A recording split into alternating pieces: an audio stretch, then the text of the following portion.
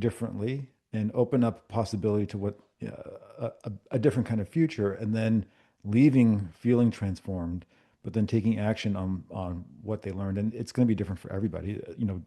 That's why we'd like to have 20, 30 different people on stage, because everyone needs something different. Um, Sure. but it's an amazing transformation. And then um, like we've been doing events since 2014, and I've lost count of how many people have said something like, "You've changed my life," because of an event they attended, which to me is my currency. I and you know this, but we it's awesome to make money from events or from any kind of business, uh, but for people in our world, it's usually not the primary motivation. It's the tool that fuels the mission, but it's not the mission itself. And Mhm. I've always wanted to find a different currency that resonated and had meaning, fulfillment for me. And that currency is stories. I want to collect 1 million stories of transformation, and that would make me a quote unquote millionaire in my world. Right? Mhm. And that's why we do what we do. Yeah, I remember when I think it was 2 years ago, when you sort of, that's always been your goal, but you sort of actually coined one of your events Millionaire. Right. Um, and I forgot to get it because I could maybe show on the video here, but I have my badges. Did I send you a picture of all the badges that I have or No, no? no. Okay, I'll send it because I've kept my badges. So it's pretty cool because I have the one from 27, ever since 2017 and onward. So, as you know, I collected those things because they have impacted me, and each person there um, has given me something. Like before we started the call, this book is coming out, and you can't see this right now, but it's wait till it comes in end of July. It's called The Science of Scaling by Dr. Benjamin Hardy. I've heard some of his conversations before. Complete next level, right? And so what he presented at your event in Austin a couple of weeks ago was transformative. Like I could have left right after he presented. That's what I said. How's it going so far? I said I could leave right now and be done. Like and just go on a plane, go home, and like I'm good. Like I just got what I needed. And we don't know when that'll happen at you at any one of these events, but like there's going to be, one to two people that you can say, okay, I'm done. Like Yeah. I heard what I need to hear, and I do see how you put that together. It's really important. Can you talk a little bit about, you and I spent the day with a few others where we talked about sort of the concept of personalities and permanent type Yeah. concepts around identity engineering. Can you kind of walk us through a little bit of that framework?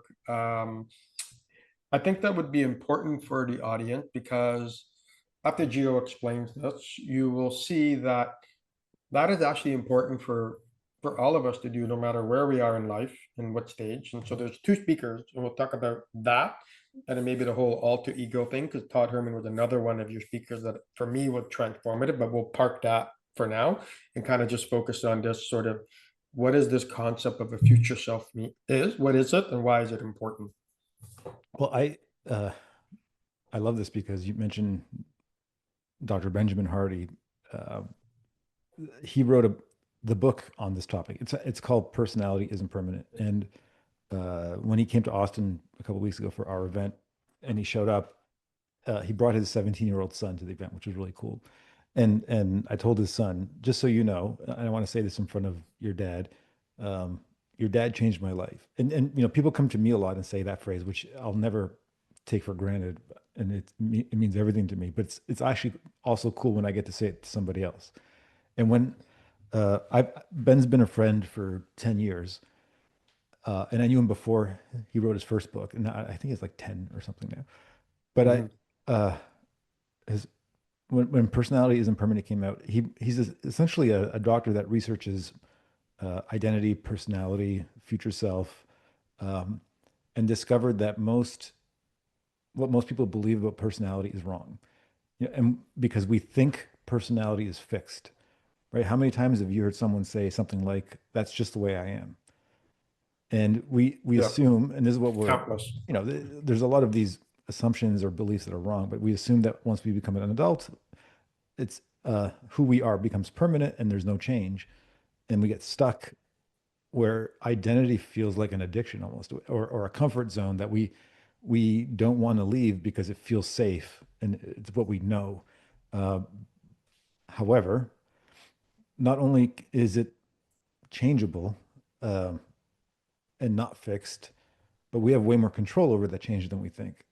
It's like if your life was a movie, you're not just the main character, you're also the director, the producer, the screenwriter, the set designer. You play a lot of roles. And Yes. I like to think of it as personality traits being skills you can acquire instead of things that you're born with. And I've proven it to myself. Like, uh, well, you've known me my whole life. There was a point in my life where I was extremely anxious and had a lot of depression and almost like uncontrollable emotion. And I taught myself how to have uh, nervous system regulation. And well, you've been around me at my events. Am I ever anxious? It's like it's so, and even my friends who produce events, uh, like No. you're weird because I'll, we'll have 3,000 people at our event and I'm completely calm and I'm Yeah. always that way. And it's not, I wasn't born that way. I trained it as a skill. And um, same with things like self-confidence or, people say I'm an introvert. That's another one that I find Right. interesting. Yeah. Introversion, extroversion. And I actually think you stay stuck in that identity or the label and then not realizing you can actually acquire traits from the other side of it. Like Uh, one of my closest friends is a guy named Jim Quick that you know. yeah. If you see Jim on stage, you would say, "Oh, he's an extrovert," and then you see him off stage, and he's the exact opposite. Like Exact opposite. Yeah. it's kind of interesting. We all can do these things, right? And that's part. You mentioned Todd Herman and alter ego. Um, what he teaches. So he wrote a book called The Alter Ego Effect, and Todd's worked with some of the top athletes in the Yep. world, like Kobe Bryant, and his whole thing is when you're in the field of play, let's say as an athlete, but it could be in anything in life. When you step onto the court or the field or the ice, you can adopt an alter ego that's different than you based on what's required in that In the environment, moment. right? But and Kobe Bryant had Black Mamba is what he called The Bamba. it. Yeah. Yeah. Um, and Beyonce has Sasha Fierce as her alter ego, right? It's like when she's on stage, she's almost a different person because that's what you need to be on stage. But you don't want to have Black Mamba come home to your kids. Uh, and Correct. for Todd, he's similar where he has an alter ego, let's say when he's on stage speaking, but then his